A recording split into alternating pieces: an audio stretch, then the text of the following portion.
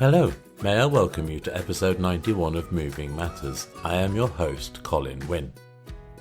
I hope Moving Matters will give you an insight to others working or have worked in this wonderful industry as I delve into their past, their present and their future. You will find a new episode of Moving Matters on the second and fourth Thursday of each month. In this episode, we discuss how my guest, a self-proclaimed reverend, began in the industry nearly 50 years ago, specialising in local office removals. We discuss his challenges, what he would change from his moving past, his high points, what changes he would make to the industry, the advice he would give starting out again, his predictions for the next 5 years, and what he does outside of the workplace. And as always, we end Moving Matters with a funny moving story regarding a trip to the Can. My guest this episode is Ed Katz of International Office Moving Institute. Enjoy.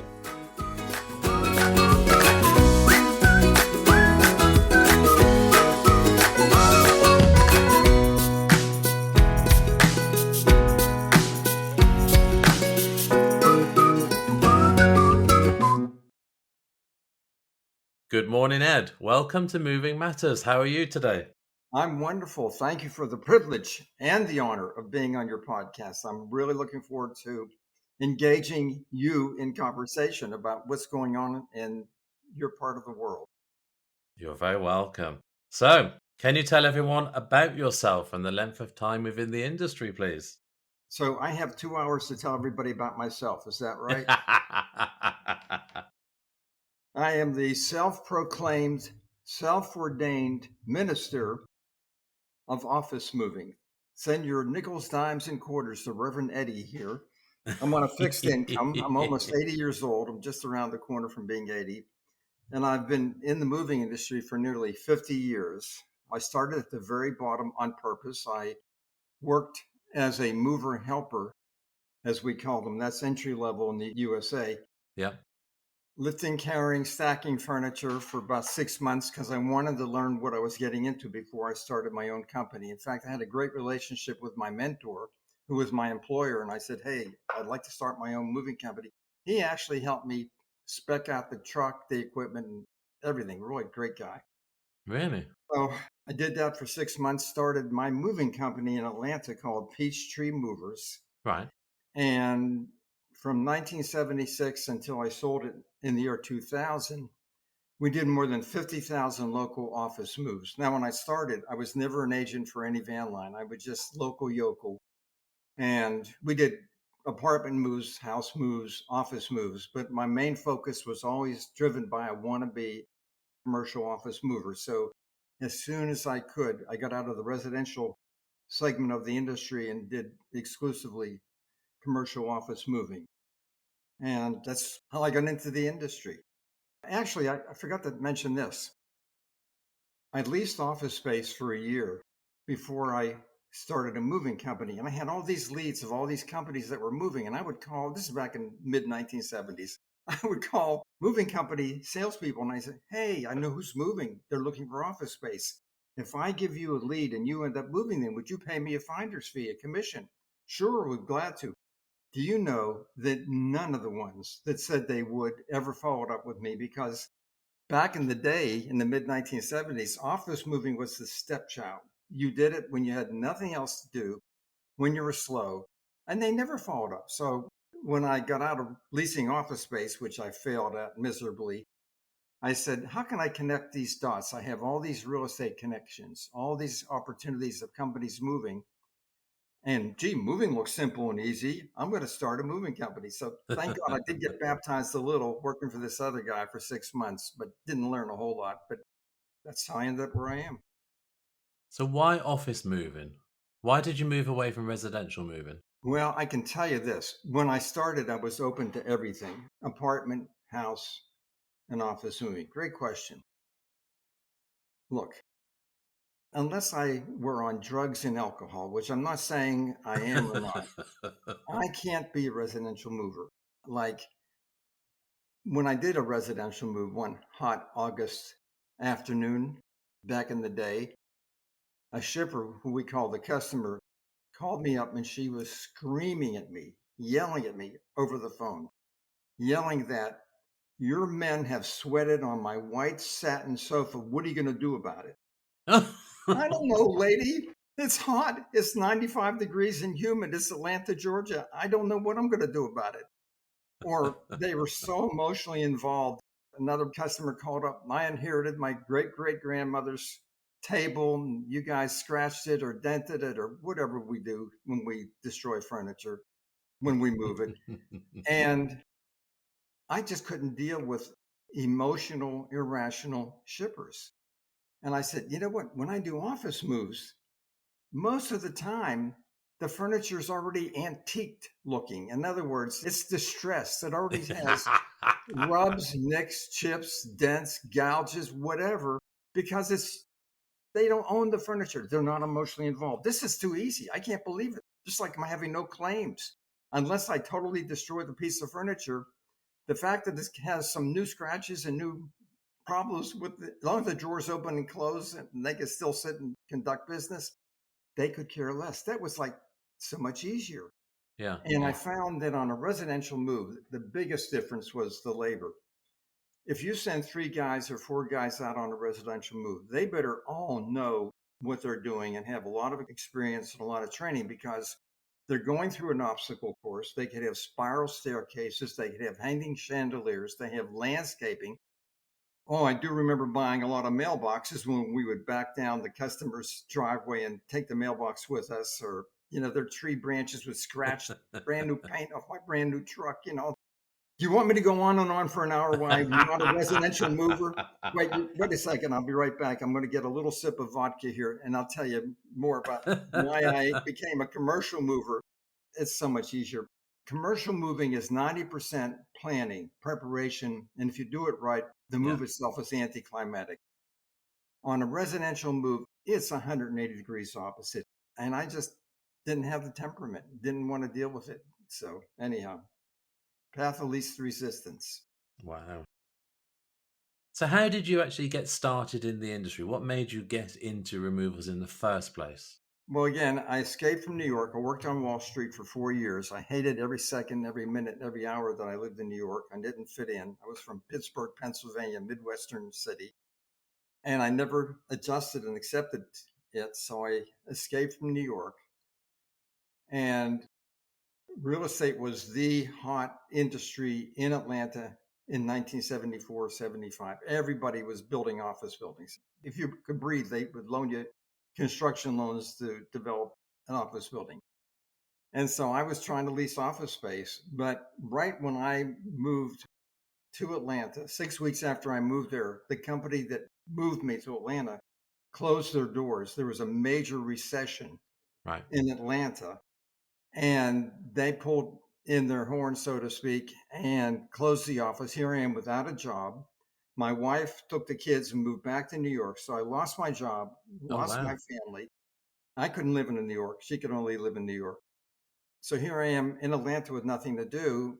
And I said, well, I'm going to have my own real estate company since I need the income. And then I tried and struggled to lease office space for a year.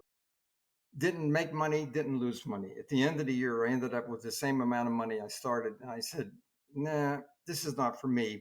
But that's when I connected the dots, as I mentioned earlier when we first Yeah. started, of I have all these opportunities. I know the city, I know the buildings, I know the building managers, I know. And it looked easy.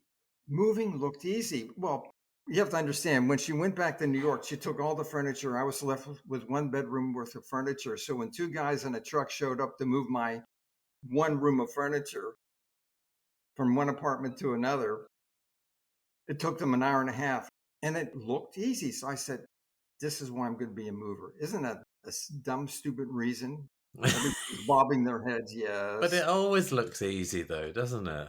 yes, yes. This is the trouble. This comes down to the perception again of the client. The client doesn't realize just what goes on That's behind right. the scenes of a Right. removal.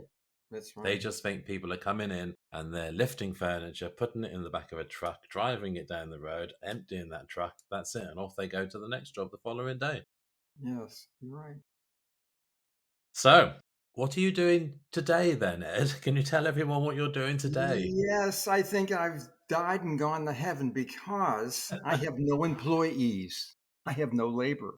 I don't have anybody wanting to borrow money or get an advance or bail them out of jail or go to their group support meeting for cocaine addiction. Oh, do I sound cynical? Am I a realist? You know something, Colin? I had more than 3,000 employees. I'm not kidding you, over 24 years. You know, in the Yeah, movie industry in America, the attrition rate is phenomenal for yeah, entry yeah, level. So I'm from that school of I expect the unexpected. So I feel like a grandparent now because up until quite recently, I used to teach my 3-day office moving seminar in person. I would go yeah, to my client's place of business for 3 days and teach them everything about how to be a successful office mover. And I was like a grandparent. I saw they had the same problems that I had when I had my moving company, just different faces. And I used to, when I had my moving company, I used to thank God that all my employees didn't bring all their personal problems to work on the same day. You know, their personal lives were, for the most part, totally out of control. yeah, And it was a challenge. So in 2016, I put my in person training seminar online to make it affordable to everybody. So now, with my nearly 50 years of experience in this business, what I teach and what I preach is how to be a successful office mover. And in my book, my business model is this: the number one goal when you do an office move is that nobody gets hurt. yeah, Nobody gets hurt. If I had 100 movers, supervisors in a room, and I asked them, what's your number one goal when you take a job out? I've done this many times when I taught my more than 100 in person office moving seminars. And every time I ask that question, they always say the same thing: please the customer. That's a goal, but that's not the reason you take a job out. Your responsibility in my book as a supervisor is to make sure that no one gets hurt. So I teach and I preach that when a supervisor makes a decision, make sure that you're minimizing the risk of injury to the employees you're asking to do whatever you're telling them to do. That's number one. Number two goal that I preach and teach is how do you really minimize the risk of damage to what you're moving? The furniture, the electronics, you know, the copiers, the computers, scanners, whatever. How do you minimize the risk of damage to the office buildings you're moving from and to?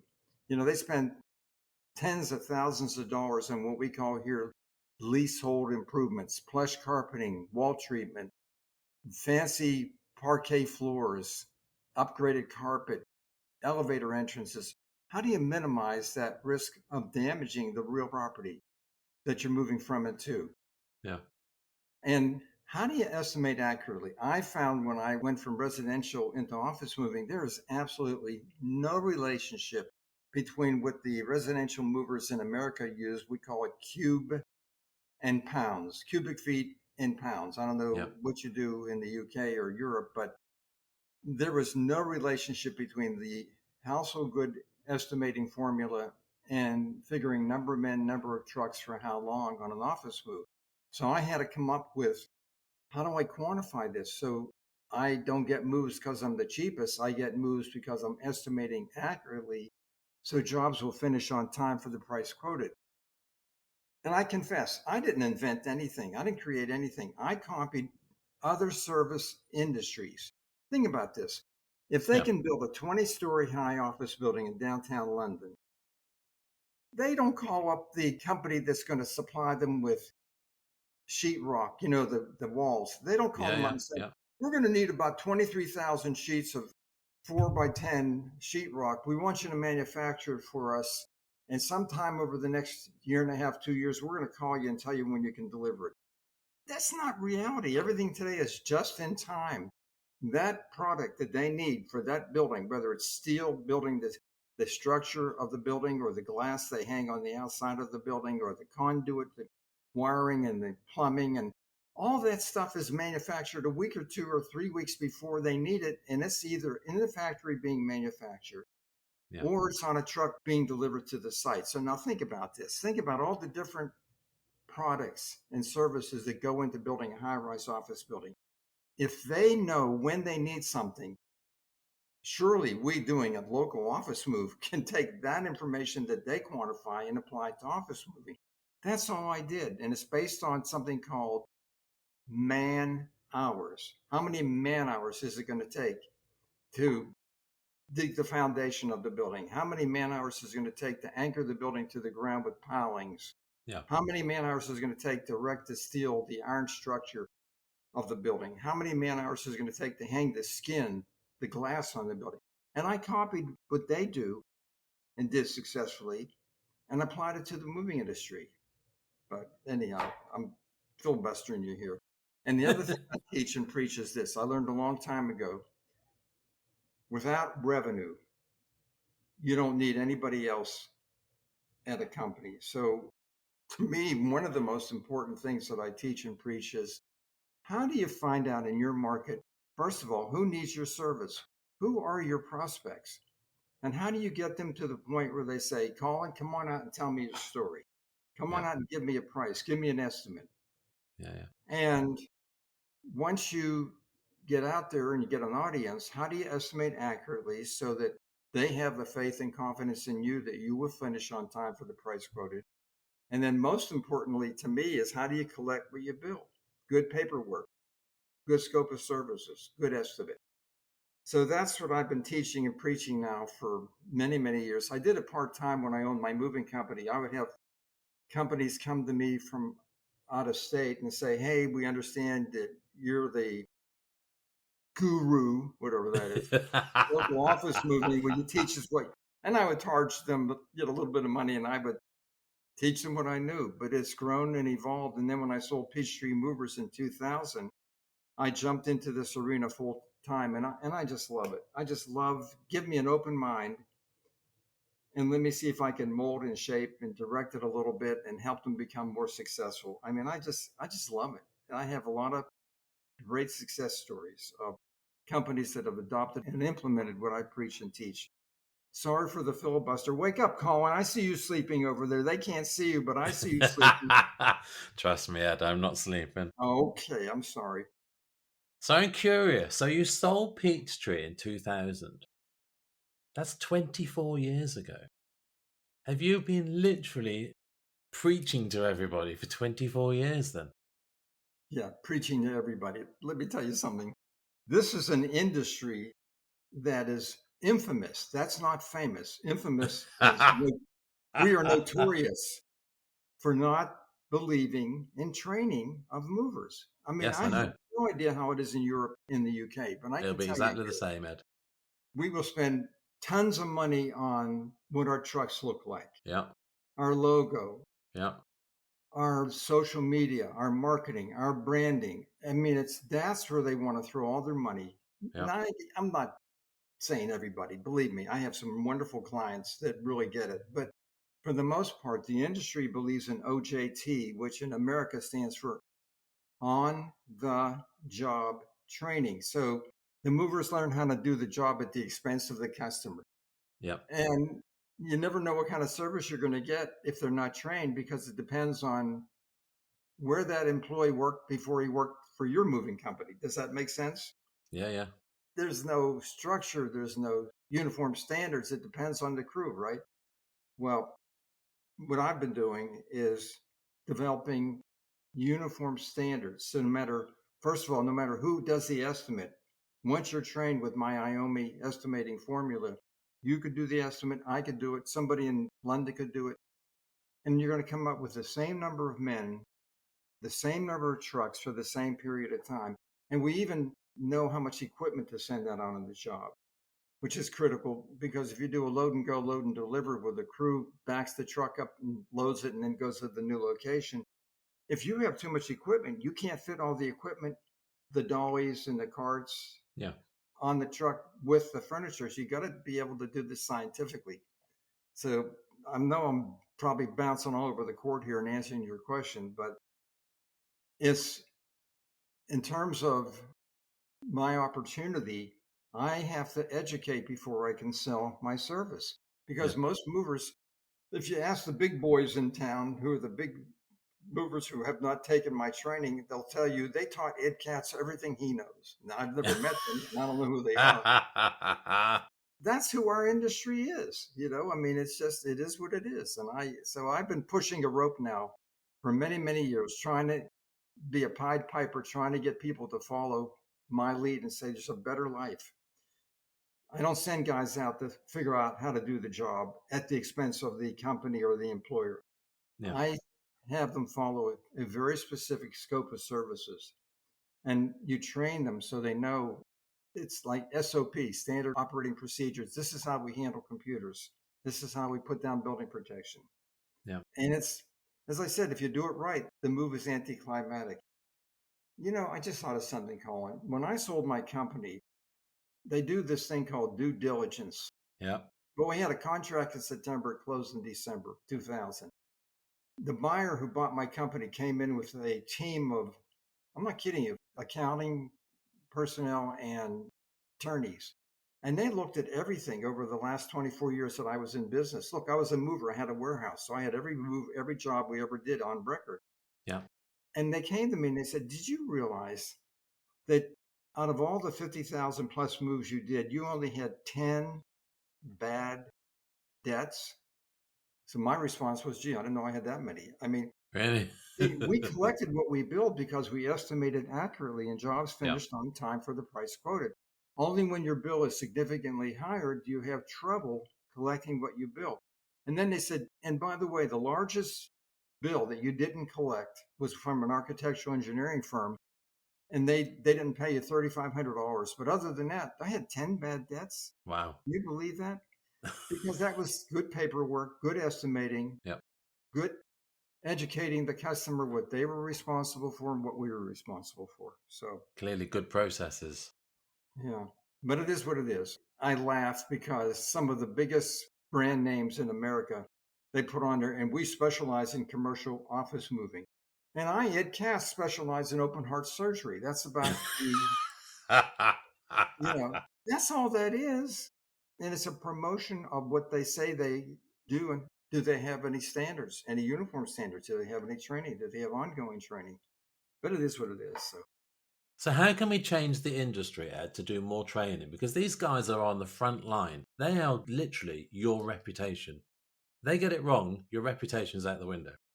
But for that one move. No more, not in America. Not in America. We have this thing called Yelp. Yeah. And if you go on Yelp or Google, whatever, you're going to see most, if not all, moving companies have 4.5, Yeah. 5 stars. How could Yeah. that be?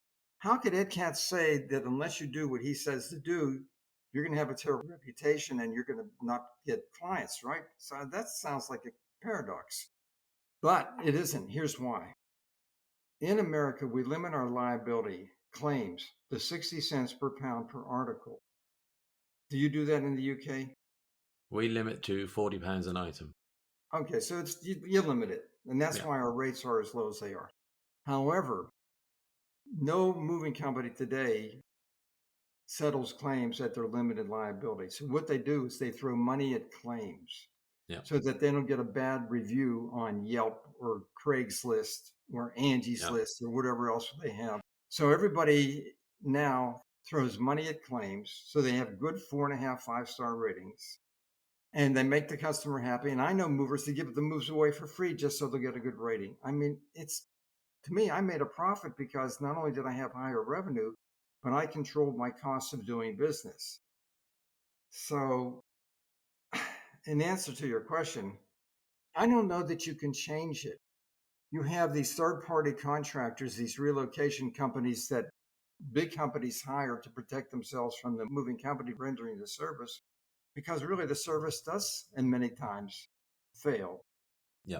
And that sounds like another contradiction. Here I'm telling you that Yelp and all that, they have 4.5, 5-star ratings. But guess what? There's no comparable rating service like that for commercial moves. It's all household good driven. It's all residential moves. Yeah. So all these ratings and 5-star ratings and all that, it's just for the residential segment of the industry, not for the commercial. So really, it's hard to find out how good, how great is the mover who's rendering an office move, because there's no social media counterpart to Google, to Yelp, to Craigslist, to Andy's List here in America. Interesting, huh? And plus, your office moves are generally longer term. Your residential moves are probably 2-3 days, the odd one day here and there. But your office moves are generally several weeks, aren't they? Depending on the size of the company. Depending on the size. Yeah. After I sold my moving company, I, in a fit of insanity, got hired as a relocation consultant for a 200 truckload move. I kid you not. And I'm Wow. glad I did it for the experience, but I never want to do it again. They paid me a ton of money. 200 trucks. Yes. And it took 6 weeks. We worked every day without a break for 6 weeks. And it was incredible. I mean, it was just, but I learned a lot. And I learned that you got to have to be able to estimate accurately. The whole time I was running this job, I had to measure, are we on schedule? Are we behind? Are we ahead? Are we on schedule? And if we were behind, I had to have them send additional resources out Yeah. so that we could catch up. And if we were ahead of schedule, you didn't want to shut down for a day or two and not do any moving, because it's the most inefficient part is the starting and the stopping. So we wanted to keep the momentum going. So I'd have to talk other departments. Can we move you earlier than we thought because we're ahead of schedule and all that kind of stuff? Yeah. But that's the industry. Yeah. So what challenges have you had to overcome then, Ed? I think that trying to get people to think outside the box. If you Yeah. look at everyone's website who's a mover, to me, websites are like brochures. They all look alike. I'm sure mine looks like everybody else's too. I'm just as guilty. But how do you really differentiate yourself in the marketplace? How do you do that? We did it when I owned my moving company. I was so desperate to survive because I am totally unmanageable. I knew if I failed at being an owner of a moving company, I'd have a fate worse than death. I'd have to work for somebody else, and I'm totally unmanageable. So I was so desperate, and I had to compete against Beacons, Allied, North American, United, Mayflower, all of them, and they were the Big who's who. names. Yeah, they were the who's who in the moving industry. I was a nothing peach tree movers. They thought we moved peaches at one time. So I was so desperate and almost driven out of business because they were bigger, better, had more experience, more equipment, and they were many times 5 or 10% less expensive than my company. So I was so desperate that I started doing something that I never did in my life before. I started listening to the customer. And this was back in the early 1980s. And the customer said, "Hey, we're just moving 6 miles down the road. Do we have to empty our desks?" And I, like all the other movers, said, "Of course you have to empty your desk. You destroy the desk if you don't empty it." Or they had these wide lateral file cabinets. You have them in the UK. They're like Yeah. 42 inches wide or 36 inches wide, and they have 4 or 5 drawers. They weigh up to 1,000 pounds. Do we have to empty our lateral file cabinets? We have confidential personnel files in there. We have medical records. You're going to put us out of business. You're going to mix them up. You're going to lose them. Yeah, you have to empty them. Well, desperate people do desperate things. So I started really focusing on, why do we have to empty the furniture before we move it? And it took me a year and a half and through a lot of prayer. And I am very spiritual. I'm not blowing smoke, and I'm not trying to be a holier than thou Christian or anything like that. I have to give credit where credit's due.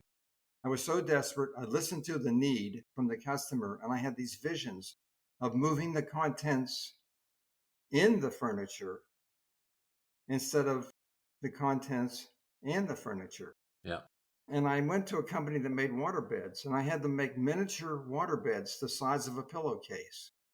But instead of putting water in these PVC bladders, we would open up a desk drawer full of contents, place this inflatable bag, which was a waterbed, miniature waterbed, over the Yeah.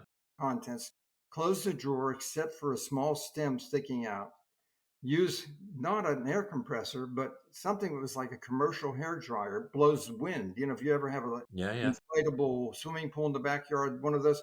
So I hooked that up to it, and it filled up the empty space in the drawer, and we closed the valve, closed the drawer.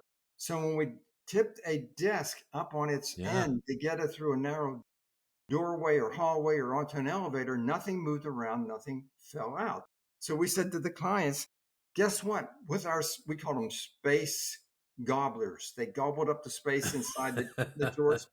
With our space gobblers, we can move your contents in your desk without having to empty and pack beforehand. And then I Wow. came up with another invention.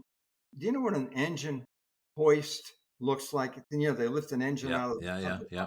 So I had a fabricator make a miniature engine hoist, but instead of using a hook and chains, I had a company make me two 14-inch diameter vacuum suction cups Right. attached to a vacuum pump. And we lowered these two giant suction cups over the top of a lateral file cabinet that weigh 1,000 pounds, turned on the vacuum pump, it sucked the air out from underneath the cups, and we very gently lifted the lateral file 6 inches off the floor, and we placed a special low gravity steel dolly underneath it. And we moved their lateral file cabinets right side up, full of contents. We then called this the boxless move, where we move the contents Yeah. in the furniture instead of the contents and the furniture. So I try to get clients and anybody who will listen to me, and that's not too many people. Can't even get my own wife to pay any attention to me. She's downstairs right now. Thank God, she's out of earshot. But anyhow, I try to get people to think outside the box, listen to the needs Yeah. of the customer. Don't just say, we have the best supervisors, we have the best equipment, we move so and so. There are needs out there not being filled. There are some movers in the USA that not just move the furniture, but they can buy new furniture. If you want to buy new furniture, they work with a furniture dealer and help you buy new furniture. They'll obviously do decommissioning, get rid of your old furniture, or take it to a nonprofit, or take it to a landfill. Yeah. Yeah. They can help get your cabling pulled out of the ceiling. When a company moves out of an office building, they can't leave all that USB cabling up and above the ceiling tile, because that could become a fire hazard. Somebody's got to get that pulled out. Well, there are movers that are my clients. They become like a general contractor. They fill the need by having the cable pulled out. When you remove a white marking board or a television Yeah. set from a wall, there's holes in the walls. So the moving company will bring under their umbrella somebody to patch the walls and paint them. And so that when they leave, it's in moving condition. So the landlord doesn't come back and charge them thousands of dollars for leaving holes in the walls and damaging the Yeah. Yeah. space. Yeah. So that's another way of differentiating yourself. But to try to get movers to really listen to the customer, there's tremendous opportunity out there, not just what I just covered, but to be different. Don't be afraid of failing. I have many failures. I have a whole warehouse full of inventions that never got patented and never took off, but I don't brag about them, right? It's like I only buy stocks that go up. Did you ever go to a party and have somebody come in and say, boy, Colin, you're going to love what I'm about to tell you. I bought a stock at 100 and now it's at 3 cents a share. People only brag about their conquests, right? About how great the stock is, Yeah. how Yeah. smart they are. Well, I got a warehouse full of inventions that never took off. So what am I going to do? Crazy old man, right? Not at all. Not at all. If you could change anything from your moving past, what would it be? I know this is going to put everybody to sleep. It's going to sound like a commercial for the International Office Moving Institute, IOMI. Let me tell you something. They can't see me, but you can see me. I look like Albert Einstein times 10. I mean, I look like his grandfather. That's what this business did to me, because I am a victim. I am a graduate of that terrible school of hard knocks. I didn't know what the hell I was doing when I started my moving company. I have made every mistake known to man you could possibly make in running a business, let alone a moving company. But my claim to fame is this: I've made each mistake only one time. So Yeah. every time I'd have a crisis. Let me give you a silly example. Every time I had a crisis, like it's 11 o'clock at night, I got 4 guys in a truck an hour away from base, loaded with furniture. They get a flat tire. It's 11 o'clock at night and they can't drive the truck. So I start calling tire companies. Now, this is way back when I first started the moving company. There was nobody to call. Nobody was on call 24/7 that I dealt with. So an hour later, I still have no company that's going to service this truck. I finally call a tow truck company. I don't know how it is where you live, but it takes hours to get a tow truck company out to the job. So like 3 hours later, tow truck tows the loaded truck to the destination. The guys unload. Of course, they want to get paid an extra 5 hours for all this grief and aggravation.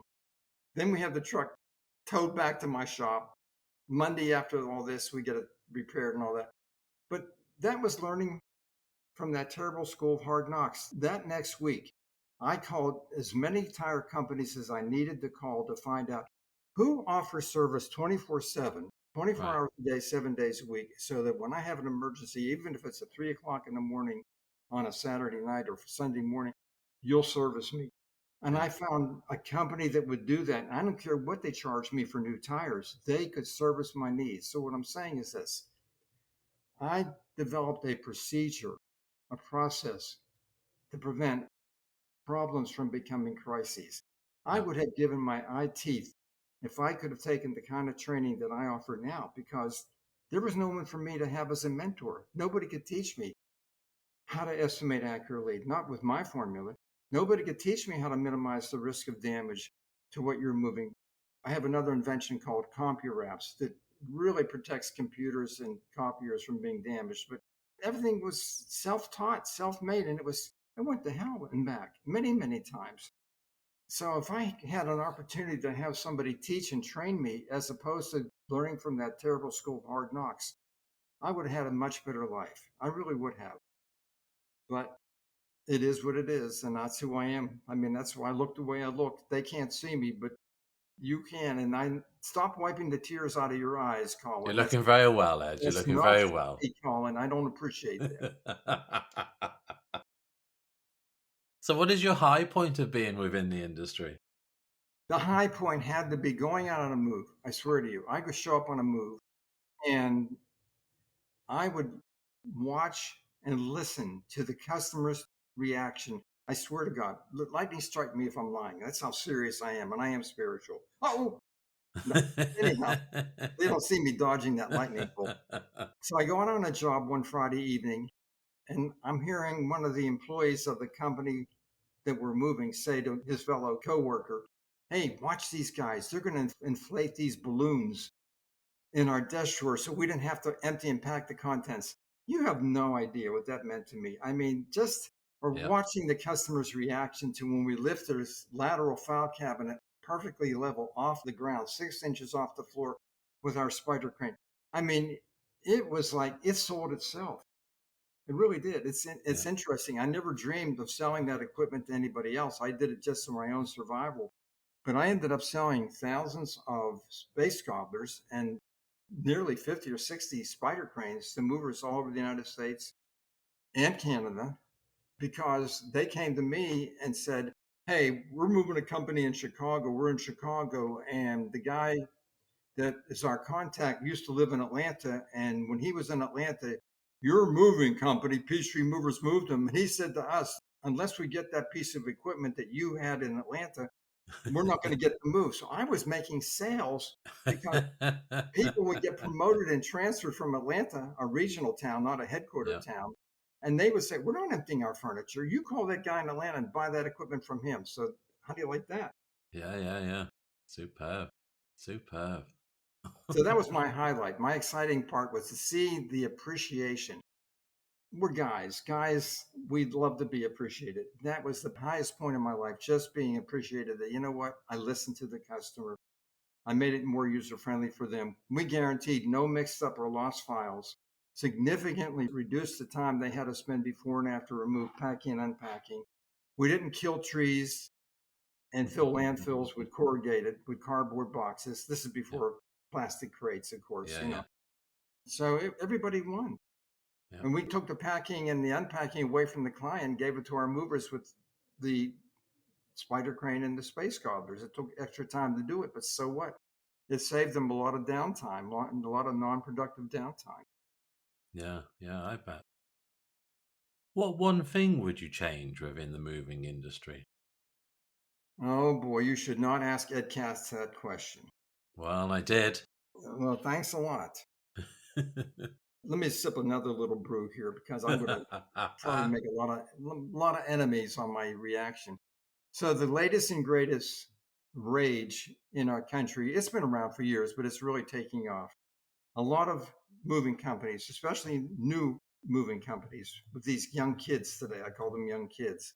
Of course, at my age, everybody looks young, but they've been in business 2, 3, 4, 5 years, and they want it fast, quick, and easy. So they are just a bit like what you call a broker. We call Yep. them moving companies, but they promote their brand. They spend all their money on getting prospects, getting the move, and they don't render the service. So they hire these moving companies that are, we call them contractors. I don't know what you call them. Yeah, contractors. Yeah, yeah. Okay, We would contractors. contract it out. Yeah. So if you're a contractor, again, we talked about this earlier, I would change that. If you're going to use a contractor, at least make sure they follow a scope of services. But if they're not IOMI trained and certified, there is no scope of services. Most of the time, they just give a price. So the Yeah. customer doesn't know what to anticipate, what to expect. And then when the contractor renders the service, they just do it as fast and cheaply as they can. So it is really disruptive. It's traumatic. It's really unsettling. If that's all you have in a city or contractors who have a different agenda than the customer and the mover, then I think everybody loses. But if I could change anything, I would somehow get these younger people. That's who's doing this. They run their business from their phone. Let me tell you, when I had my moving company, it was not uncommon for me, Ed Katz, to dispatch. I engaged my employees with conversation.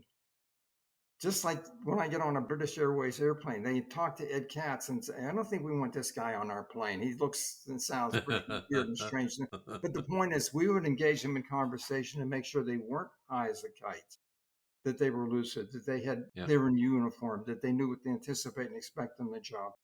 These kids today, I met a guy who lives in Tampa, Florida, and he owned a moving company in upstate New York. He ran his company from his phone. God bless him. He didn't even know the names of his employees. He was in Tampa and they were 2,000 miles north Wow. in upstate New York. But that's the trend here. Could I change that? I don't know how. Someone's going to come along and say, you know what? We're getting back to fundamentals. We're going to have hourly labor. We're going to have our own labor. We're going to train them like we did at my moving company. We had ongoing training all the time, and go behind people. They say you can't manage what you don't measure. Boy, I believe that. If you don't go behind your employees on an irregular but consistent basis, you don't have a clue of the shortcuts they're going to take at your expense. Every once in a while, I'd go out with a salesperson. He didn't know I was going to go out with him, but I'd shadow him for a day while he was quoting jobs and booking moves. Did they like having Mr. Katz looking over their shoulder? Hell no. I would sit behind the customer service lady who answered the phones, and I'd listen to what she was saying. And then when she got off the phone, I'd humiliate her sometimes. Can you imagine Ed Katz humiliating anybody? But I remember, so Melissa gets off the phone, and I heard her ask the customer, well, how come you called us for an estimate? I wanted to reach through the panel, the modular furniture systems panel. I wanted to reach through, grab her by the jugular and squeeze when she said that, because I taught her we want to capture why are prospects calling our company for an estimate. So Yeah. instead of saying, why are you calling us for an estimate, which is rude, like none of your business, we would say this. This is what the script I taught her. I'm just curious, have we moved you before, or does somebody recommend us? Oh, no, we saw your truck. Oh, no, you moved the company that we saw down the hall. Yeah. I'm asking the same question and wrapping it and packaging it in a more polite way. So Melissa gets off the phone and I say to her, Melissa, how many months have you been working here? 9 months, Mr. Katz. Melissa, do you remember I gave you a script on how to capture that information on why people are calling us? Silence. Silence is, yes, Mr. Katz, I do remember.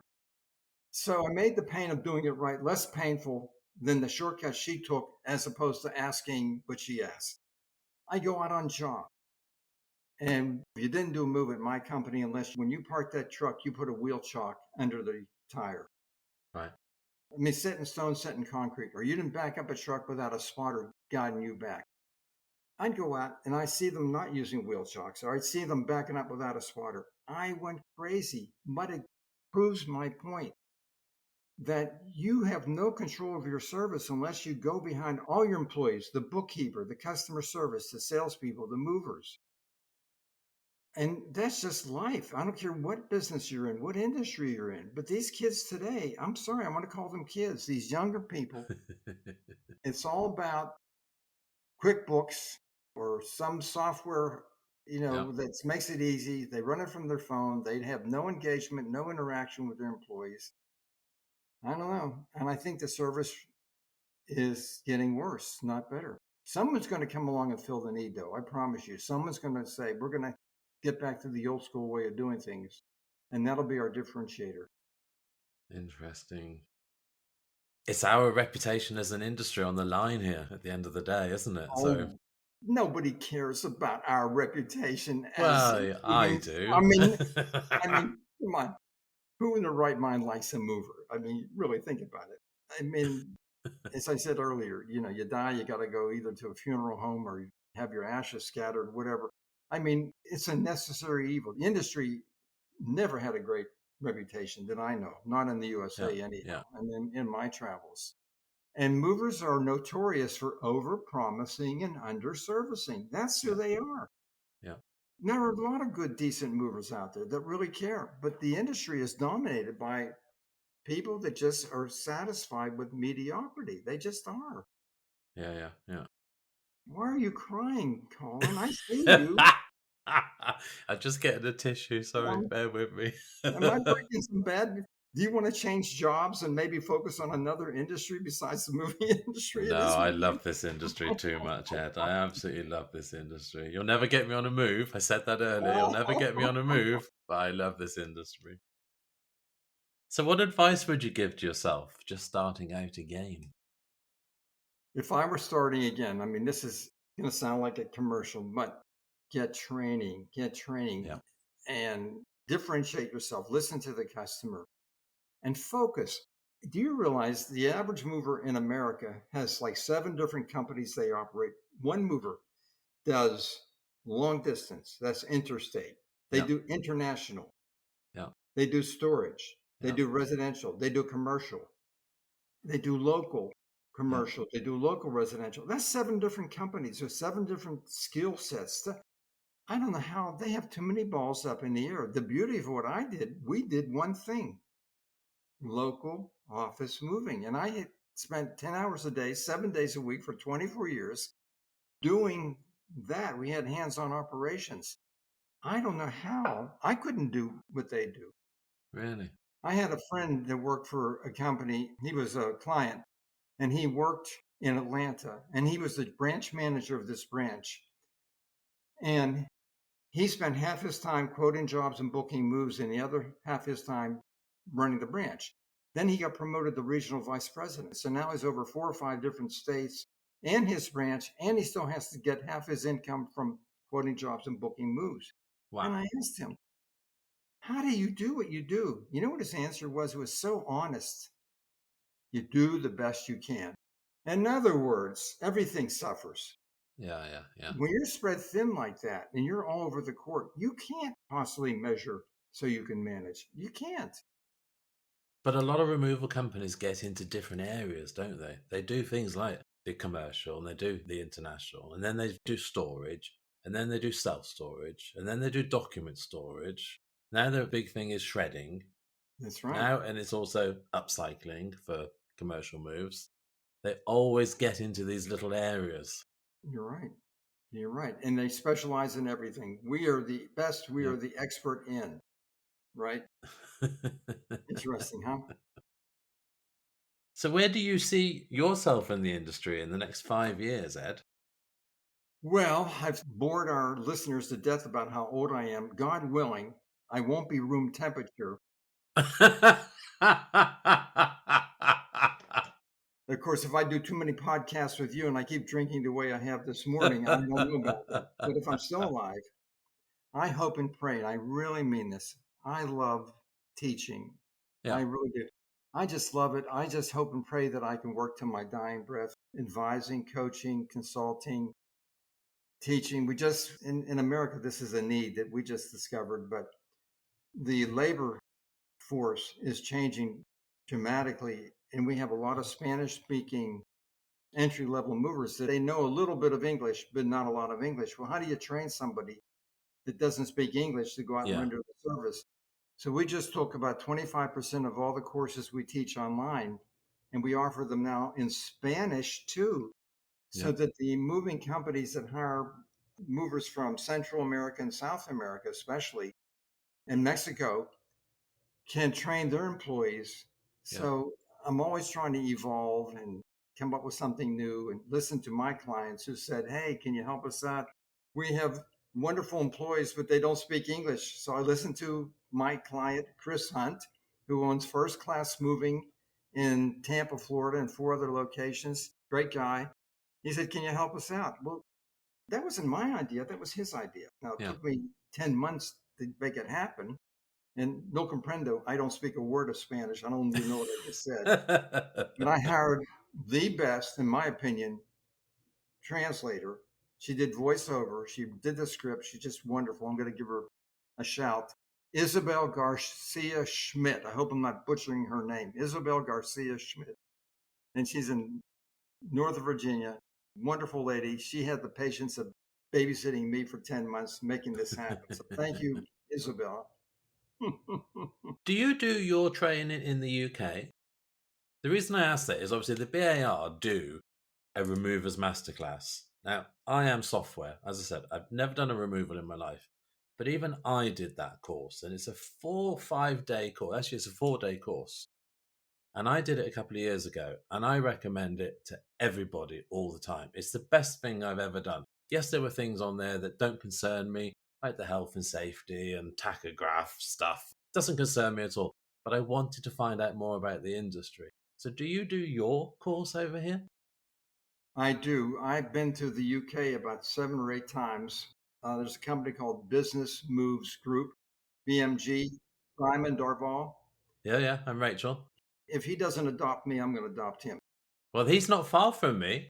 I went to Reading. I've been Yeah, to Birmingham. I've been to Leeds. I've been to Manchester. I mean, he's had me everywhere. All his branches, all his yeah. employees have been trained and certified by me. The only trouble I had was they have this country called Scotland.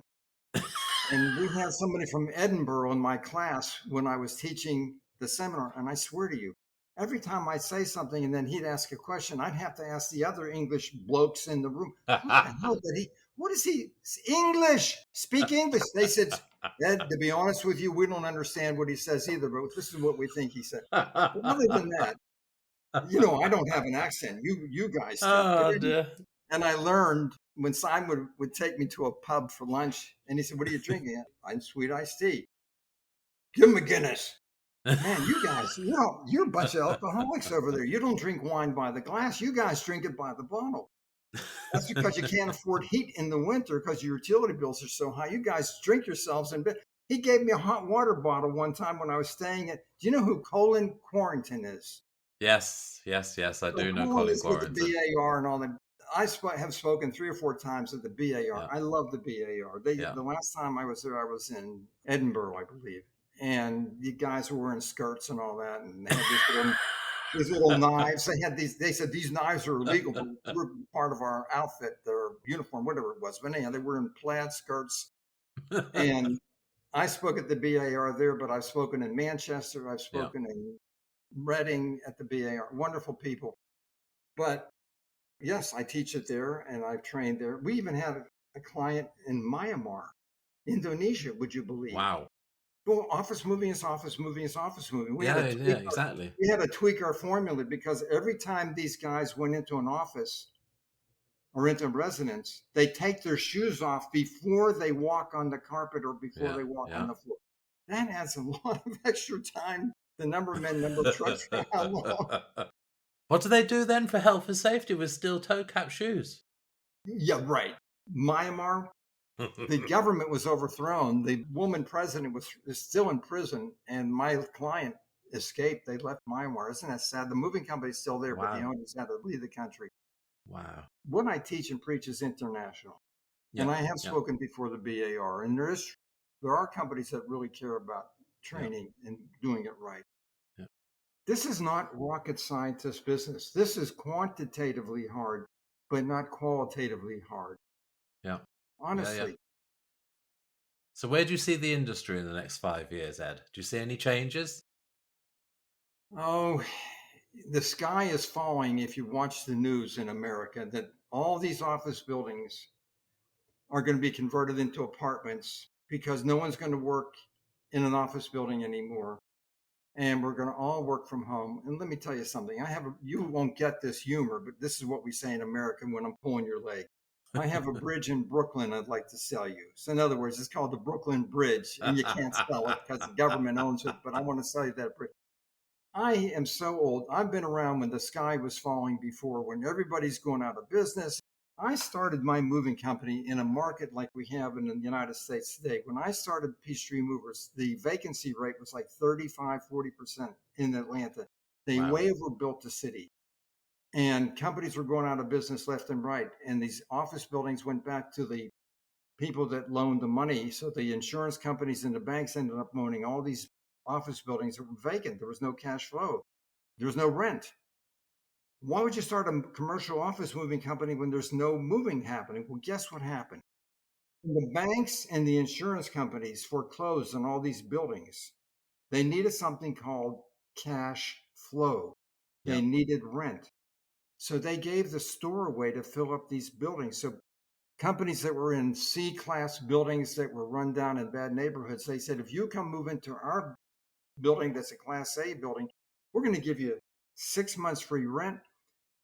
We're going to give you all the leasehold improvements, plush walls, upgraded carpet, mahogany floors, whatever you want. We'll give you whatever you want. And guess what? We'll pay for the move. We will pay for your move. Wow. It's like it is today in America. If the moving companies don't believe the BS, this the doom and gloom, this the world's coming to an end, the sky is falling, and all, get out there and be innovative and creative and knock on the doors of these building managers, not the people that lease the office space. No, those people won't do anything for you unless you pay them a commission. The people that really care about these office buildings, who are responsible for the security, the maintenance of the building, the janitorial services, the heat, the air conditioning, these are the property managers. These people are salt of the earth. They're women and men. Many times in America, there are actually more women than men doing this now. And if you go and meet them and say, listen, we know we are a guest in your house. When we set foot in your building, we're not going to disrupt it. Here's what we're going to do to minimize the risk of damage to your carpet, your walls, your doors, your floors, your elevators. We're not going to curse when we're in the building. We're not going to block other cars in, and so they have to call you to get the truck moved to get out of the building. We're not going to act wild and crazy. We're not going to steal. We're going to be professional movers when we're in your building. Guess what? They're going to recommend you, and they're going to pay for the move. And I built my book of business the first 2 or 3 years during this terrible recession in Atlanta, just like today. That where's the industry going to be 5 years from now? I guarantee you, everybody is so down and so negative about the moving industry, especially commercial, because these office buildings, nobody's going to go back to work in downtown where this they are. You lose the creativity, you lose the generation of ideas, of research, of the camaraderie of you and I are laughing and talking to each other right now, but still, it's not the same of being there, having a cup of coffee. How's your wife? How are your kids? What's new with none of that happens when you're doing what we're doing right now. I'm telling you, it's going to come back, and it's going to come back even better than before. And these buildings are going to fill up, and cities are going to be made safe again. This pendulum is starting to swing the other way. It's happening in America right now. And something else, these banks and these insurance companies, when they own these buildings, let me tell you something, they're going to fill them up. One way or the other, they're going to fill them up. Oh, And definitely. that's going to generate a lot of moving. And that's going to be great opportunities for the moving industry. I'm very bullish right now on the moving industry. Really? Well, we'll have to watch that space. We're hiring. If I can get you a job carrying some furniture, come here to Madison, Mississippi. No, thank you, Ed. No, thank you. This body was not built for moving furniture, trust me. I have to ask, what made you sell Peachtree Moving? Well, if I ever give you business advice, I want you to take it to the bank. It's great. But if I ever give you any personal advice, you do the opposite. Now, You're probably going to edit this out of the podcast, but look at me. I've been married 47 years. Congratulations, Ed. Well done, Ed. To five different women. So I'm not really great. Hold on a minute. Whoa. Let's go back a step here. I want to go back to the 47 years, but what was the 47 next years I've always been married. I just can't say no. So what happened was I'm married for 19 years. I'm married to my wife at Peachtree Movers. Of course, loving, supportive, giving person that I am. I give her 50% of the stock, right? Stupid. Yeah. Really stupid in hindsight. But anyhow, so we worked at the company for 19 years. One day she walks in my office and she says, "I want a divorce." Wow. That caught me by surprise. I'm still a little recovering. I'm crazy.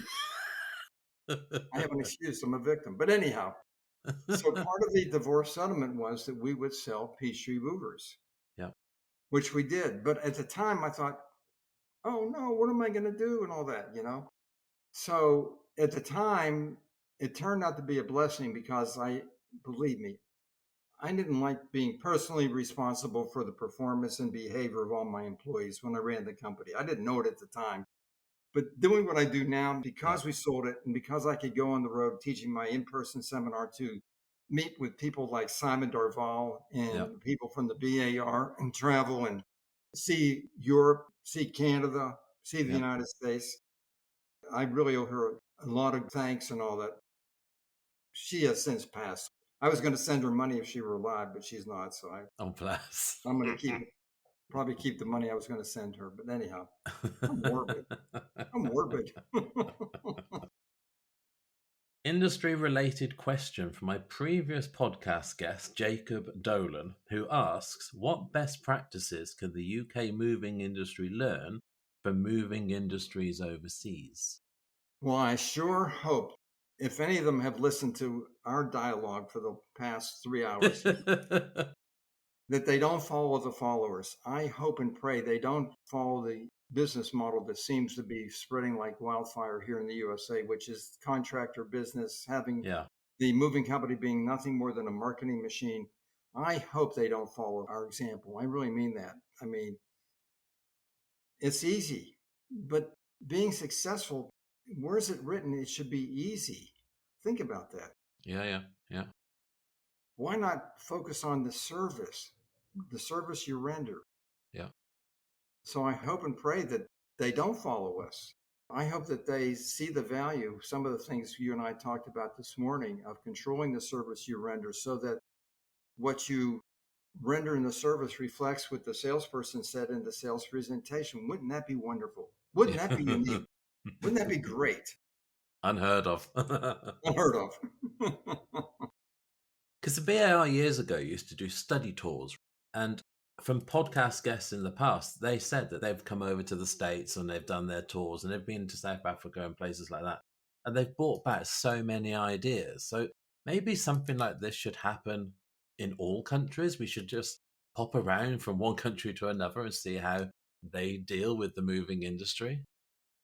I think one of the biggest differences that they would learn if they came here is this.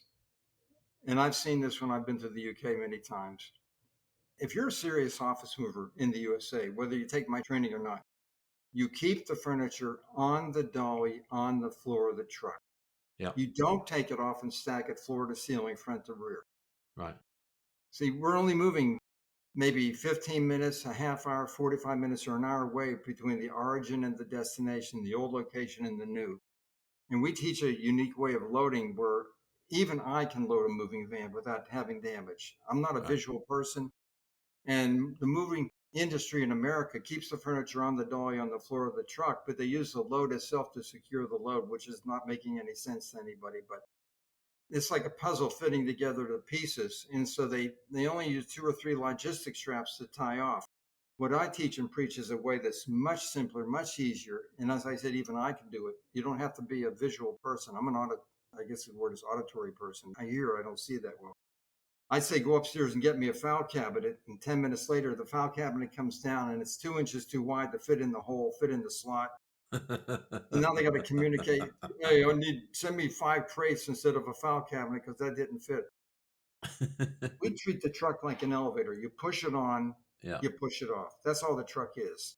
Yeah. And that is revolutionary because in Myanmar and in my experience in the UK and Europe, they take it off the dolly and They stack it do. floor to ceiling.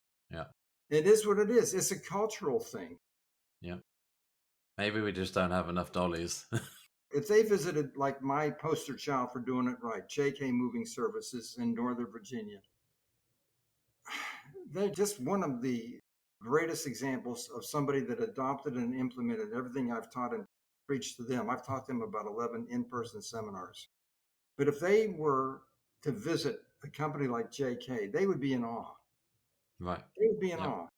Yep. Now, I taught a seminar a few years ago in Tokyo, believe it or not, and I had 45 Japanese students in my class. And every time I said something, my interpreter would have to translate it. These are people that never smile. They never smile. So then I asked, do you have any questions? Nobody said anything. So I said, I'll give you 10,000 yen if you ask a question. So that sounds like a lot of money, right? Or maybe Yep. 1,000 yen, whatever the currency is. It's like one guy raises his hand, asks a question. By the way, 1,000 yen is $10 US. So that's like nothing. So he says, we can't do what you just said of keeping the furniture on the dolly on the floor of the truck because we have no land, no real estate in Japan. In other words, imagine a country the size of California. Now, I don't know if you know anything about our geography, but California is not land-wise. It's about the same size as all of Japan. Yeah. But instead of having 10 million people in Japan, they got like over 100 million. Yeah. Yeah. There's not a square inch of, if there's not a building on the land, there's a rice paddy there. So they said, we can't afford warehouses where we could store and stage our four-wheel dollies so we could keep it on the dolly on the floor of the truck. We can't afford the cost of the real estate. The square footage charge would be outrageous. Well, that's a cultural thing. Yeah. Yeah. But in the UK, it's just the mindset. Well, that's just not the way we do it here. Well, okay. How about maybe differentiating yourself and seeing the benefits of making the move faster, more efficient, safer by not stacking it floor to ceiling? We had virtually no workers' comp claims because we didn't lift, carry, or stack. Think about it. Yeah. We had women movers. They could push the furniture to the truck. Yeah. Yeah. Yeah. Think about it. But this is an industry which is very old-fashioned, and even I've come up with ideas and that, and it's like, but that's the way we've always done it, Colin. Yeah, but we don't have to carry on doing it that way. But that's the way my father taught me, and my grandfather taught him. And we are male-dominated, and we resist change because that's just the way it is. Yeah. Yeah. We need more women entrepreneurs in this industry who have open minds and question everything. Look, wife number 5, who's downstairs right now, she questions everything I do and say. She has a heavy Southern accent, and she's soprano, and she's nasal. Why are we doing it this way? I mean, this is probably the marriage that's going to stick. I mean, I'm married to her for 12 years now, but she questions everything I do. But that's what we need. We need some women running these companies who question, why are we doing it that way? Why is that the best? Well, that's the way we always do it. Yeah. Well, maybe that's not the right way. Maybe there's a safer, better, more efficient way of doing it. We need somebody to be like a Dr. Shock. And I think that could come from women. I'm not kidding you. Yeah, you could be right there. Yeah, yeah.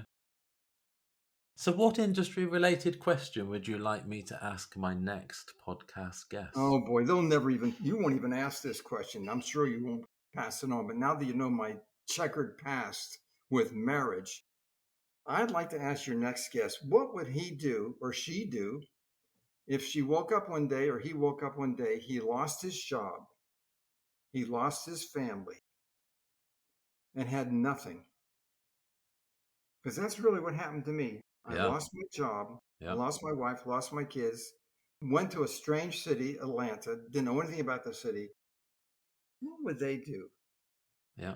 Sometimes something like that is cathartic. Something like that is a game changer. Something like that is like, I think I am so happy and appreciate life so much because I survived that. Yeah, yeah. I was a victim for about a New York second. And I said, no, I'm a survivor. I'm not going to let this drag me down. I'm not going to be an alcoholic. I'm not going to throw the towel in and not get out of bed and be depressed. I'm going to prove, at least to myself, that I can be successful and achieve. Yeah. You're not going to be brave enough to ask that question, are you? I will ask that question. Trust me, I will ask. You'll have to wait for November's episode for Okay, that I'm one, going though. to wait. So what do you do outside of the industry to switch off then, Ed? I have no friends. I have no hobbies. Would you believe that Nonsense. this weird guy? Listen, I go to the gym for an hour every day, and all these old people my age and older, my shoulder hurts and my neck hurts and I got arthritis. You know what I do? I hold my hand up to my ear and I look at them. I go, 1-800 nursing home. They run away from me. But other than not having any friends when I go exercise every day for an hour, I do love to coach and train and teach and consult. Yeah. Business is my hobby. I just love it.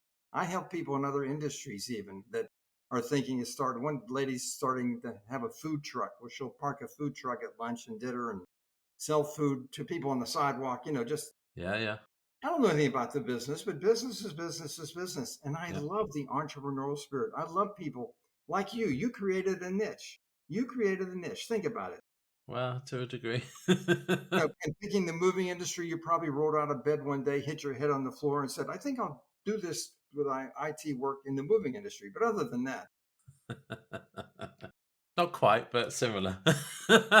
I just love being creative and thinking outside the box. And so Yeah. that my hobby is business. I mean, isn't that terrible? I know a whole lot about something that narrow, and I'm showing my fingers about an inch apart. So I know a Yeah. whole lot about commercial office moving, and I know a lot about business. But my area subject is very, very narrow, but I love it. I mean, I really do have a passion for the business and for the future of the industry. I really do.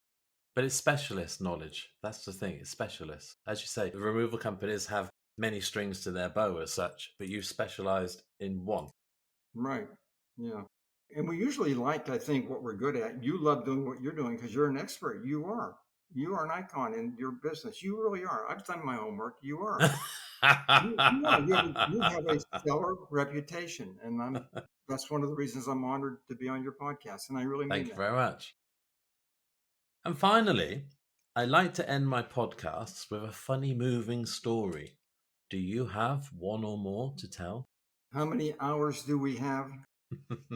Now, let me tell you something. What I'm about to share with you, it may sound funny now, but I promise you, at the time it wasn't. So here we are. Let's flash back. It's probably around 1985, before most of our listeners were born. Okay, 1985. It's Sunday evening, around 6:30, 7 o'clock. I'm already on my second bottle of Cabernet. No, I was drinking Merlot back in those days. Come on, I'm a former owner of a moving company. When I'm at home, I drink. I mean, you would too, right? I'm opening my second bottle of wine. I get a call. This is Officer Jenkins from the Hellfire Missile Division of Rockwell International. You need to come up here right away and pick up one of your employees. And I'm thinking, Oh, now this is before the days of WTF. Do you have that expression in the UK? pretty much. Okay, all right, good. So I didn't abbreviate, and I'm thinking to myself, WTF, what is going on here? Is this the Mr. Katz that owns Peachtree Movers? I said, yes.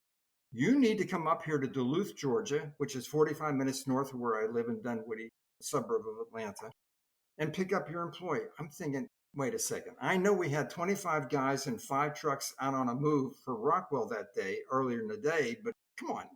The guys left the job at 5. This is like 7:15 in the evening. I'm getting a call. So here I am, probably half inebriated, not totally. I could still drive defensively, guys and girls. I drive 45 minutes up 85 north, go to Rockwell. I go in here and I get the rest of the story. This is so sad. So what happened was this. They actually manufactured the Hellfire missile Right. at this facility in Duluth, Georgia, and they were one of our biggest clients. Great client, very loyal. So they have these secure buildings. Everything there is classified. I mean, really classified. So It's a 4-story office building, and it's a campus of buildings. There are many, many buildings there. And we were doing a move from one of the buildings to another. So like 22 guys and 4 or 5 trucks, I don't remember, for 8 hours on Sunday. So apparently what happened was one of our new employees, a high school kid, he's like in 11th or 12th grade, like first time out on the job, right? He goes to the can. He comes out 10 minutes later and everyone is gone. Like there's nobody on the floor. So he's like, where's everybody? So he runs to the elevator and he pushes the button. We have to understand these are high security buildings. You push the button, nothing happens. See, there's 4 elevators in this building, but the 3 passenger elevators are not operating Sunday. And the one freight elevator that's operating, it operates with a key and it's on the loading dock 4 floors below him, open with the doors open. You can call that thing all day. Nothing's going to happen. He cannot get out of the building through the elevators. So he runs to the windows and he looks out the window down in the parking lot and he sees everybody yucking it up, getting in the trucks, laughing, cutting up, having a good time. And he's banging on the window, but he's 4 stories up. Does anybody hear him? Apparently not. So he's panicking. He runs and he runs. He sees a stairwell. He thinks there's a door. Now you have to understand, this kid's, I need to be very careful how I say what I say. He's not your average kid. He's just not real educated. Let's put it that way. So anyhow, he sees a door that you can push. Emergency exit. Do not enter. Alarm will sound. Well, he thinks he's going to get arrested. He's going to prison if he goes through that door. So now he's banging on the window. He's pushing the elevator button. He's not going to go through the door. What's he going to do? He picks up the phone. You wouldn't know this. I didn't know it. You can't get an outside line unless you hit *8. Oh, wow. So he picks up the phone and it makes a funny noise. So now what happens? Let's fast forward. That's probably around 5:10, 5:15 in the afternoon. Everybody's gone. The security guard measures so he can manage. What does I mean by this? So they make sure that the security guard is making his rounds. He carries a clock. This is back in mid-1980s. Today it's all digital, scanner and all that. But anyhow, he's carrying a clock that he wears on a shoulder strap. And what he does, he goes to each floor and each side of the floor, and he opens up a glass cabinet, takes out a key, puts it in this device, turns it, and it registers on a rotating disc that he's been on that side of the floor at that time. That measures so you can manage, right? Right. He gets to the 4th floor and he gets off the elevator and this is the security guard telling me this later, right? And he thinks he hears somebody whimpering, crying. No. And he yells, hello, hello, no answer. But he follows the sound of the sobbing. He follows the sound and he looks down on the floor behind a desk, leaning against the wall. Is this poor 16 or 17-year-old kid crying his eyes out. So, and of course, where does he live? He doesn't live near me. He lives 45 minutes south of me. So I got to drive this kid from way up north in Atlanta, all the way south side of Atlanta. And I'm still I'm sober. At least I'm sober by the time I get home, right? So remember I tell you that school hard knocks? Remember I told you that? So guess what? We had a new policy Monday morning. We adopted and implemented. I met with all my employees and we did this weekly because we had a big turnover of employees, right? Yeah. And I said to all our employees, let me tell you something right now. If you go to the bathroom, you better tell your supervisor and 2 of your fellow employees, because let me tell you something. Look at me. I'm Mr. Katz. If you get trapped in that building, do not call Mr. Katz to come pick you up because I ain't coming to pick you up. You got it? Yes, sir, Mr. Katz. So that was the only time that problem ever happened again. Now you think this is funny? It was not funny at the time. Oh, dear. Oh, but it is now. It is now. Oh, brilliant. I have, unfortunately, a lot of stories like that, but I'm not going to bore them. Your time is too precious, and I'm sure we lost most of our listeners anyhow by now. But anyhow. Oh, I doubt that very much. Thank you so much, Colin. You're so much fun.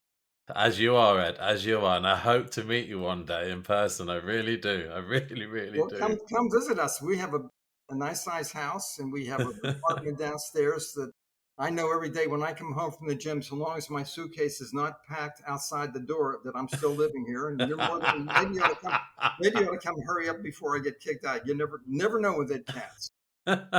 Remember, everyone, if you want great marital advice, you call Ed Katz here, and I'll be glad to tell you how to have a wonderful marriage.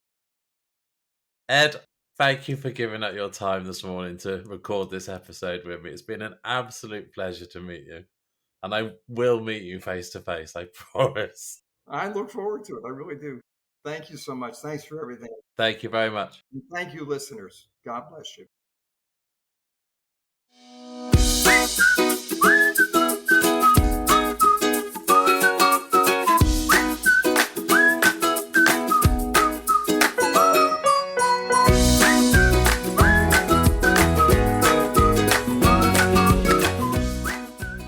I sincerely hope you enjoyed episode 91 of Moving Matters.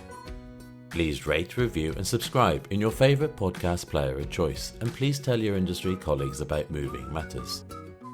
My thanks and appreciation go to Ed Katz of International Office Moving Institute for giving up his time to record this episode. Thank you again, Ed.